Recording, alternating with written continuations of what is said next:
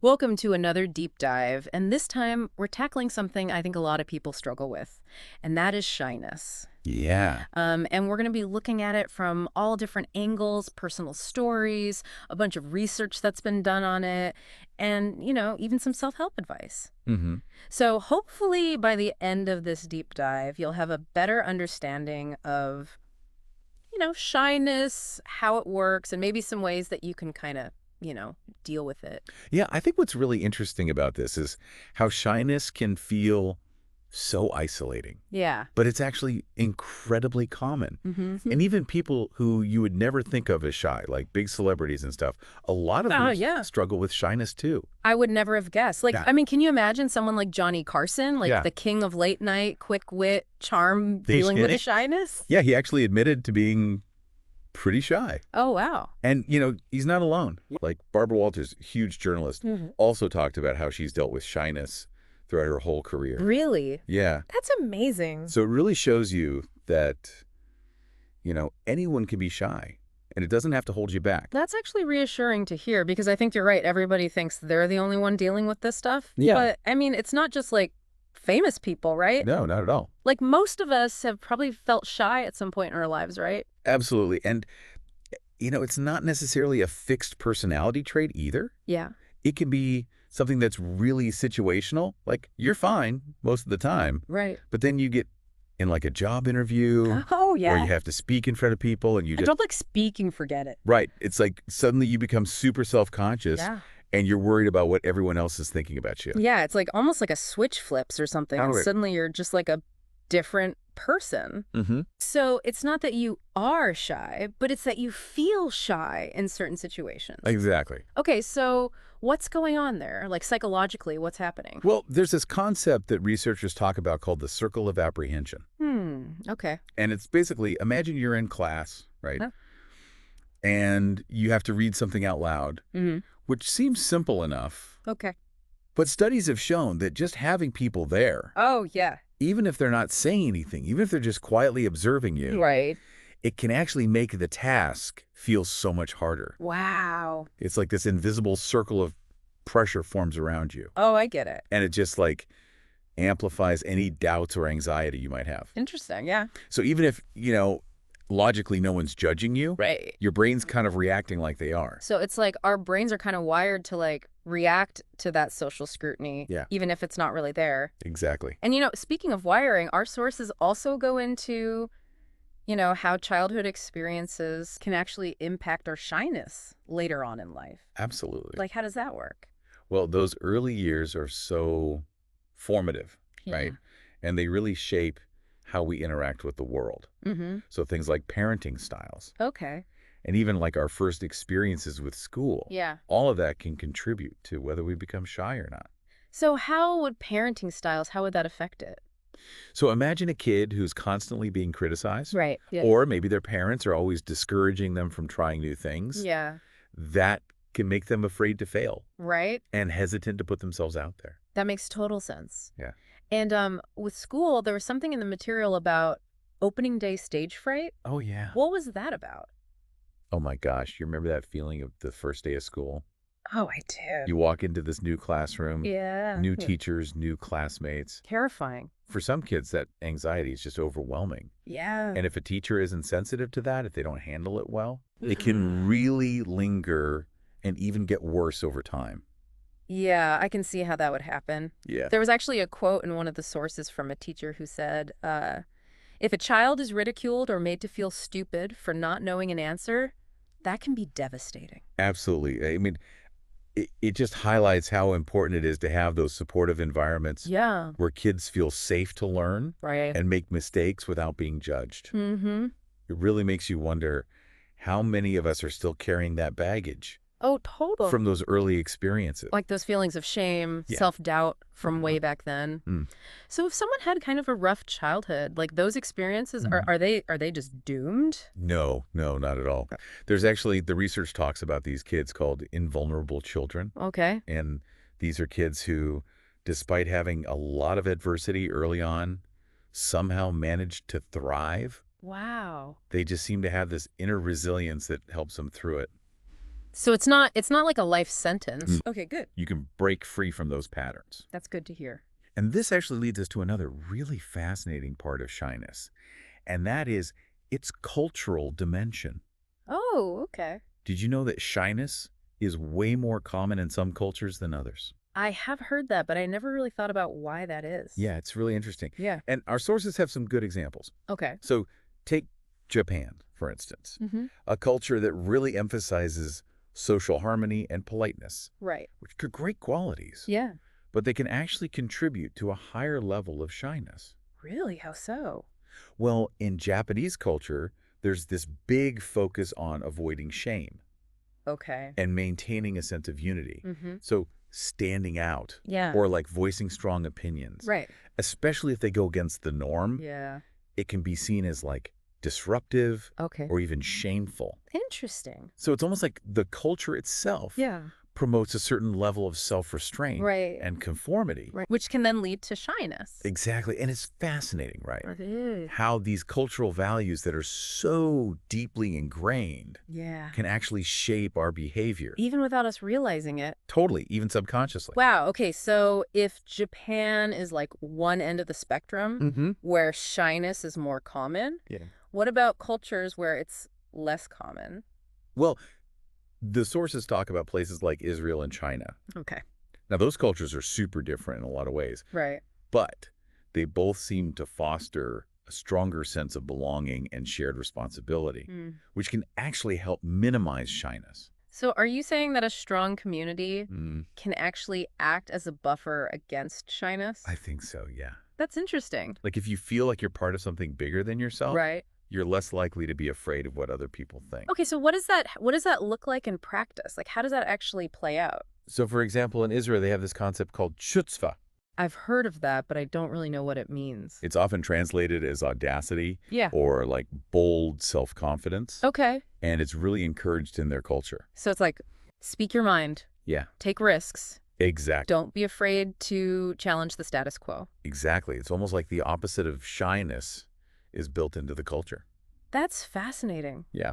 And what about China? You said they also have lower rates of shyness? They do, and this kind of goes back to their emphasis on collectivism, Okay. especially after the Cultural Revolution. Right. There was this big shift away from focusing on individual needs Mm-hmm. and more toward the well-being of the group. Right. And that communal orientation can create a sense of security and shared purpose, Yeah. which then makes people less afraid of like individual failure or judgment. Which is often what fuels shyness. Exactly. Wow. So it seems like shyness, even though it can feel like this personal struggle, Yeah. it's also really tied to these bigger cultural norms and values. So if culture plays such a big role, can you unlearn it? Hmm. Can you overcome it? That's a great question. Yeah, what can people do about shyness? Well, luckily our sources have some really practical advice on that. Okay. So we'll get into that next time. Awesome. I can't wait to learn more. Me too. That's the big question, right? Hmm.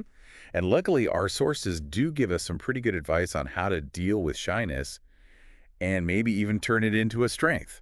Okay. So where do we even begin? Well, I think the first step is figuring out what your triggers are. Okay. Like, what are the specific situations or interactions that make you feel shy?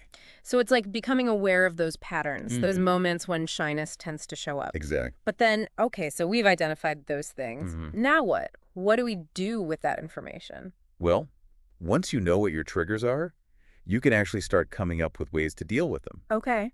It's like creating your own personal shyness playbook. Oh, I like that. A shyness playbook. Right. Okay, so give me an example. Let's say my trigger is I hate speaking up in meetings. Oh, yeah. That's a common one.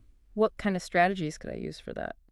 Well, one thing you can do is just be prepared. Okay. If you know ahead of time that the meeting's going to make you anxious, Mm-hmm.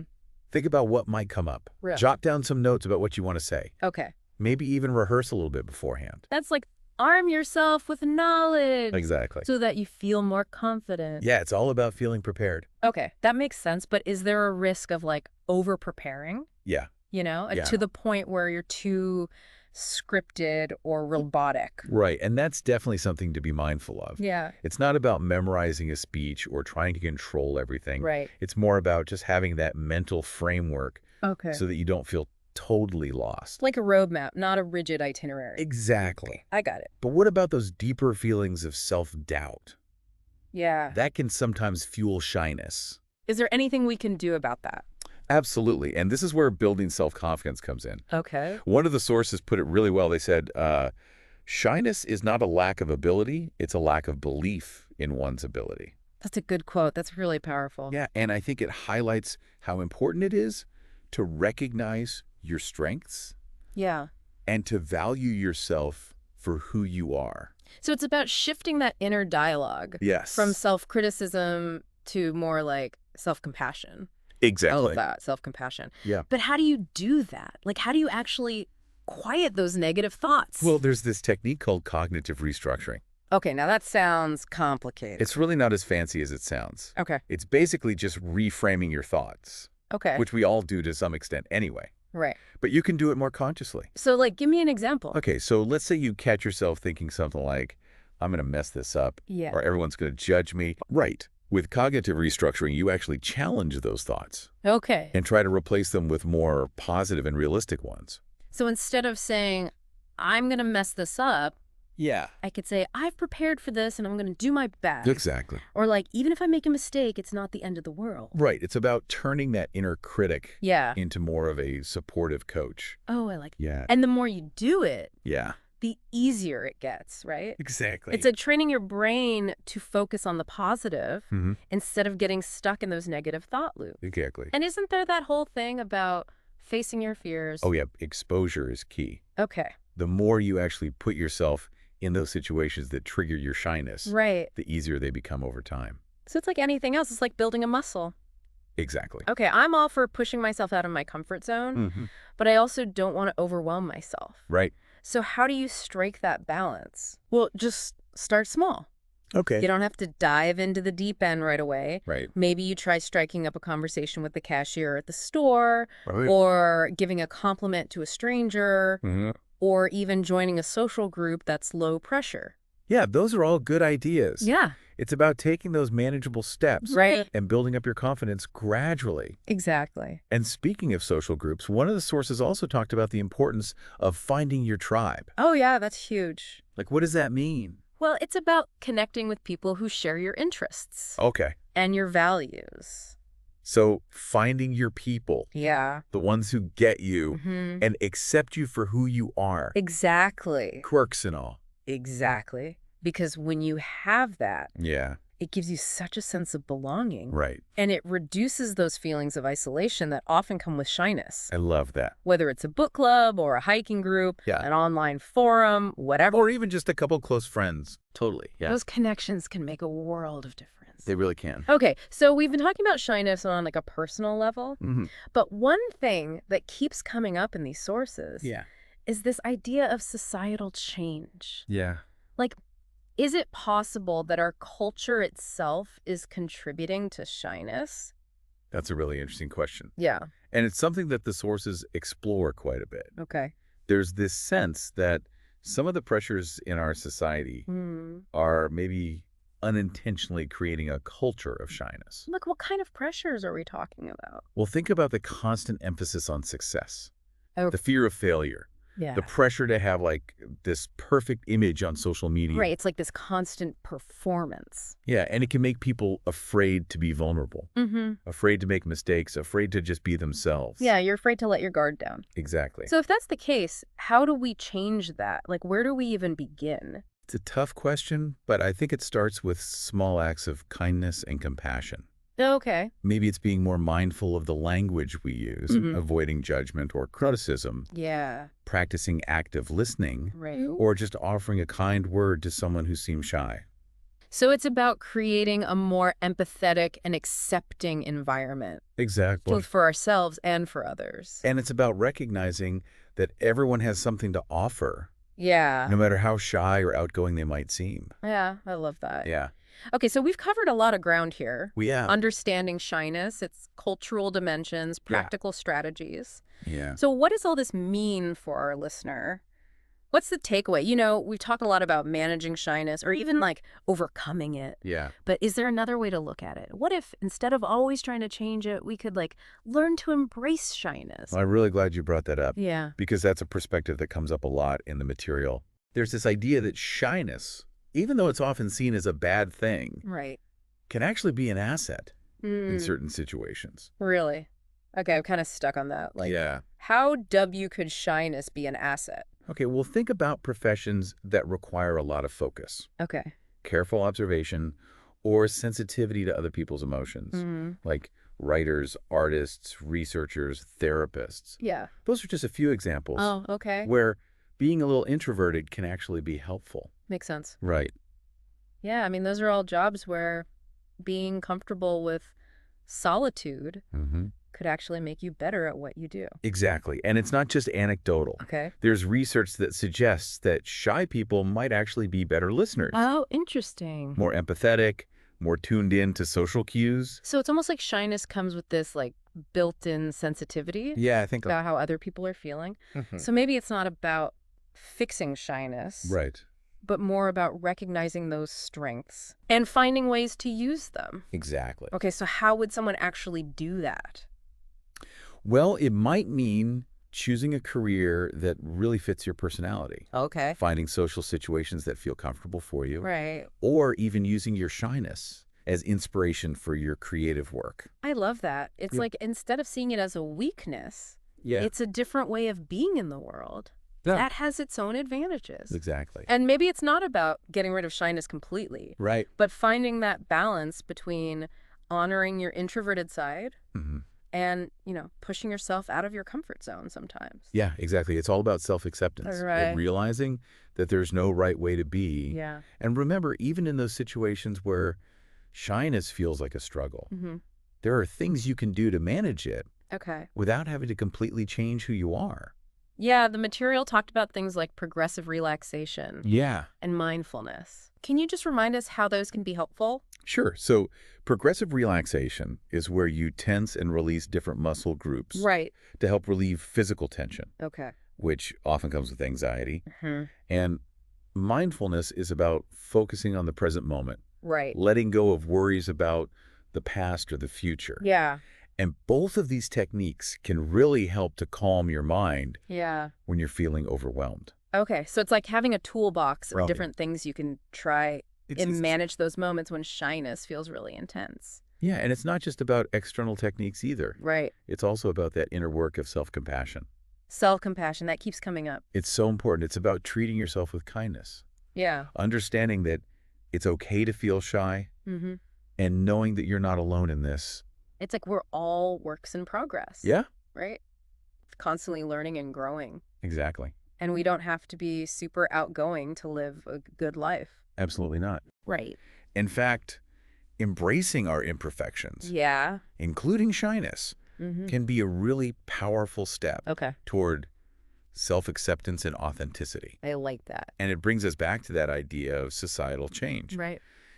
If we want to create a world where shyness isn't seen as a bad thing, Mm-hmm.